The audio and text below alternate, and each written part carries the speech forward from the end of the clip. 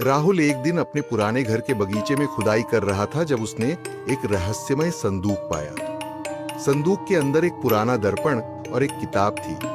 किताब में एक प्राचीन जादू के बारे में लिखा था, जिसमें हम शाकल या क्लोन बनाने की विधि बताई गई थी। राहुल ने इसे मजाक समझकर छोड़ दिया, लेकिन उसे ध्यान आया कि उसके एक ही तरह के कई लोग आसपास दिख रहे हैं।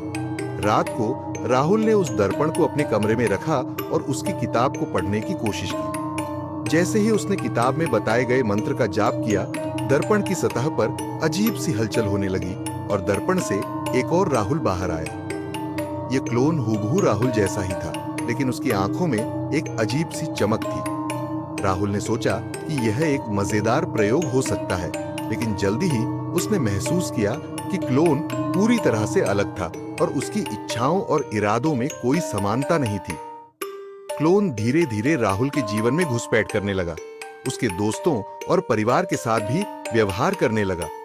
राहुल को एहसास हुआ कि क्लोन उसके जीवन पर पूरी तरह से नियंत्रण पाने की कोशिश कर रहा था और उसकी पहचान को छीनने की योजना बना रहा था।